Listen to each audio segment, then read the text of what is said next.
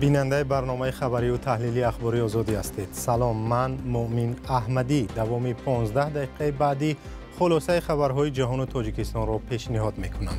امروز 23 دکبر است. در برنامه این گزارش ها را داریم. وضع خانواده های مهاجران و فعالان سیاسی زندانی در یک سالی که گذشت. نزدیکان آنها از سختی ها و ناعدالتی ها گفتند.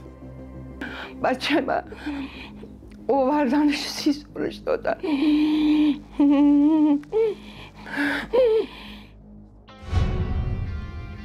پرزیدنت منتخب ایالات متحده آمریکا دونالد ترامپ میگوید برای ختم جنگ در اوکراین پوتین و زلنسکی باید به گذشت آماده باشند.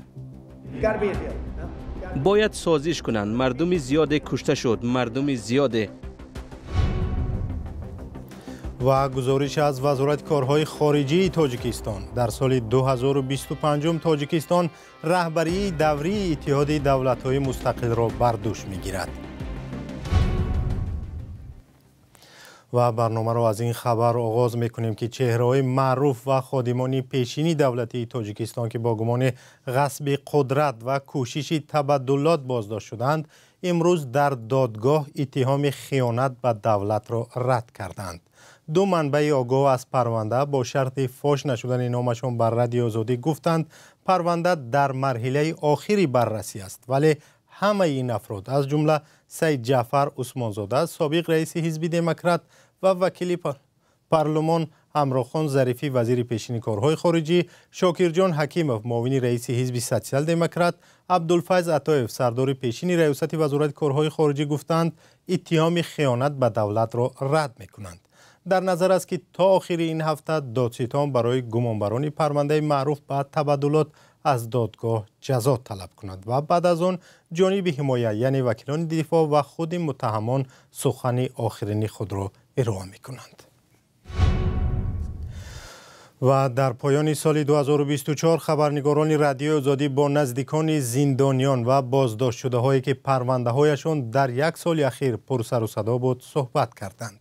در میان این افراد نزدیکان سهراب ظفر رهبری گروه 24 که از ترکیه استرداد و 30 سال در تاجیکستان زندانی شد و نزدیکان افرادی که در حمله به کراکوس در مسکو گمانبر شدند نیز هستند. گزارش همکارم کیومر سیاتا در این باره است. زیاده شکورova تقریباً 10 ماه باز 4 فرزند را به تنهایی بزرگ می کند. او همسر دلیر میرزایوف یکی از گمانزدهای حمله به تالار کنسرتی کراکوس سیتی هال در مسکو است. نیم بازار بخینه می مردم نمیخوای کارتشکا میورم پیوز میورم برف زدگی خیلی لیبوسش تنک بد نمونده شه روا مکتب دو تشه با اوچم دادم کسال کشیدن اوچم دادم. زیاده در خانه زندگی می کند که احتمال دارد از آن بیرون کرده شود. ای بر من اون اکبرم گفته که باید پلی خونه را تی نیو میگه بتی میگه یو که بخیزی دای میخونه 3 تشه خمی دو دبده 5 تا دیگهش موندگی. به گفته زیاده شکورova از سالی که میگذرد در یادش روزهای سنگین میمانند. تقدیر شوهرش در حال حاضر نامعلوم است. دادگاه شهر مسکو مهلت حبس دلیر میرزایوف را تا ماه فوریه سال 2025 دراز کرد. برای مادر سهراب ظفر رهبر زندانی گروه 24 یک سازمان مخالف حکومت تاجیکستان که فعالیتش در حدود کشور ممنوع است، سال 2024 هم سال خوب و هم غم انگیز بوده است. خرسندش همینه که این سال ما 20 سال بود بچه‌م دیدگی نبودم. ای سال 2014 فقط آواز شنیده بودم. یکی در تلفن و در یوتیوب تماشاش میکردم آوازش میشنویدم. ای پیش چه دیدگی نبودم. شکرانه میکنم که این سال بچه‌م دیدم پیش رفتم. زیقیش همی بود که وقتی که گفتن که سراب آوردن من 4 ماه سراب کفتم. فکر کردم که سهراب ما دیگه نمیبینم. برای خودش میگم که اوچه صبح ایما خواطر نشه، مرا ببخش. اگر مرا هم دیدی یا مردم میبینی یا خبری ناخوشی میشنوی که گم شده. این مادر برای دیدار با فرزندش روزها را میشمارد. حالا برایش غذا میبرد. فقط گفت که اوچه زیق نشه، تقدیرم بده، زیق نشه اوچه. دیدیم که هم دیگره دیگه تمام، دیگه هیچی نمیم. خودش میبرم. این روز هفته دینا پیش دادرم در آمدم. دادرم تو بالی نمیدانست که دادر بچه ما اووردنش 30 سالش دادن.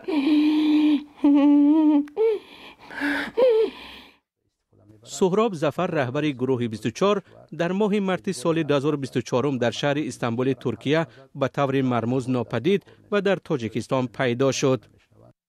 دادگاه شهر دوشنبه ماه اکتبر او را در دعوت به سرنگونی حکومت و افرادگرایی گناهکار و 30 سال زندانی کرد. خودش اتهامها را بی اساس نامید.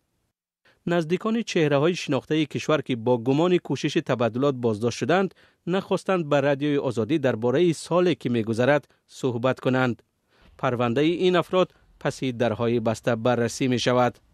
شهناز کاملزاده، دختر احمدشاه کاملزاده، یکی از گمانبران پرونده، در شبکه اجتماعی فیسبوک در روز تولد پدرش از بی‌انصافی و تهمت در حق او شکایت کرد و این نوشت که حداقل همین روز نگذاشتند یک عضو عائله‌اش را به آغوش گیرد.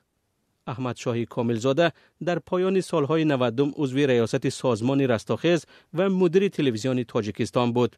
چند سال آخر به حیث معاون اول رئیس حزب دموکرات کار میکرد. وی در پرونده است که چهره‌های معروف مثل اکبرشاه اسکندروف، همراه خان ظریفی و شاکرجان حکیموف را در بر میگیرد. دونالد ترامپ پرزیدنت انتخاب شده امریکا گفت اوکراین و روسیه می باید برای بستن سازش آماده باشند تا به جنگ ویرانگری که از سال 2022 ادامه دارد پایان بدهند. او همچنین پرزیدنت جو بایدن را برای آن تنقید کرد که اجازه داد نیروهای اوکراین با اسلحه آمریکایی به عمق خاک روسیه سر بزنند. عین زمان ترامپ اشاره کرد که ممکن است این قرار جو بایدن را به اعتبار کند. همکارم طاهر سفر گزارشی صدای آمریکا را تقدیم می‌کند. دونالد ترامپ گفت با آغاز دوره ریاستی جمهوریش برای سازش صلح بین روسیه و اوکراین سعی خواهد کرد، ولی هر دو طرف را می‌باید آماده گذشت باشند. باید سازش کنند. مردم زیاد کشته شد، مردم زیاده. او باید سازش کند و پوتین هم باید سازش کند. ترامپ قرار جو بایدن را که به اوکراین اجازه داد با اسلحه دورپرواز آمریکایی به روسیه ضربه بزند احمقانه و خطای بزرگ نامید. روز بعد این اوکراین جنگ را تا به دل مسکو کشید. نیروهای امنیتی اوکراین مسئولیت قتل یک ژنرال روس را بر عهده گرفتند که در نتیجه ترکش بمب و چند کیلومتر دورتر از میدان سرخ کشته شد. تحلیلگر ویلیام پومرانس میگوید قرار ترامپ درباره کاهش کمک برای ارتش اوکراین عاقبت‌های بد دارد و ترامپ را در مقابل متحدان آمریکا قرار می‌دهد. من درباره آینده جنگ یک اختلافات نظر بین اعضای ناتو و ترامپ را می‌بینم. وقتی ترامپ درباره سازش گپ می‌زند، واقعاً منظورش این است که اوکراین مذاکره کند و تسلیم شود. او برای روسیه هیچ شرطی نمیگذارد. حکومت جو بایدن که مأموریتش به پایان میرسد سعی دارد تمام پول را که همچون کمک نظامی برای اوکراین اختصاص داده است تا پایان حکومت داریش خرج کند. سببش هم این بوده است. اگر اوکراین را محافظت نکنیم هیچ جای را محافظت کردن نمیتوانیم. اما قرار نهایی درباره ادامه کمک به اوکراین در دست کنگره آمریکا است. به نظر من انتخاب ترامپ معادله را تغییر داد. فکر میکنم که او کسی است که به یک راه حل آورده میرساند و ما منتظر رهبری او در این زمینه هستیم. اریکا لی کارتر وکیل حزب دموکرات به ادامه حمایت از اوکراین تاکید میکند. من فکر نمی کنم که تا زمان پیروزی اوکراین کسی از جنگ دست می کشد. مسئله هم این است که آیا اوکراین آماده حل و فصل مسئله هست یا نه. اعضای حکومت ولادیمیر زلنسکی روزهای اخیر برای جلب حمایت از لهستان همسایه سر کرده تا به فرانسه و استرالیا رفتند. چند پیش وقتی از رئیس جمهور زلنسکی پرسیدند آیا آماده بس کردن جنگ و نشستن سر میز مذاکره هست، او گفت اول باید ضمانت امنیتی داشته باشد و نقشه صلح را ببیند. و به تاجیکستان برمیگردیم. سال 2025 ریاست سازمان اتحاد دولت‌های مستقل به عهده این کشور می‌گذرد. وزارت کارهای خارجه تاجیکستان ضمن همایش در دوشنبه برنامه کارشان را برای ریاست اتحاد دولت‌های مستقل بیان کردند. مولا رجب یوسفی و شهلای عبدالله در همین باره گزارش دارند. نمایندگان وزارت کارهای خارجه تاجیکستان سفیران و خبرنگاران را دعوت کردند تا بگویند برای یک سال رهبری در اتحاد دولت‌های مستقل چی نقشه ها دارند. از 1 ژانویه سال 2025 ریاست سازمان اتحاد دولت‌های مستقل برای یک سال به عهده تاجیکستان می‌گذرد.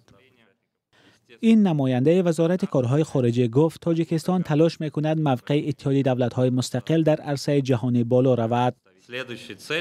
هدف دیگری ما مطابق کردن ساختار، روند و اصولهای کاری اتحاد دولت‌های مستقل به واقعیت‌های نو است.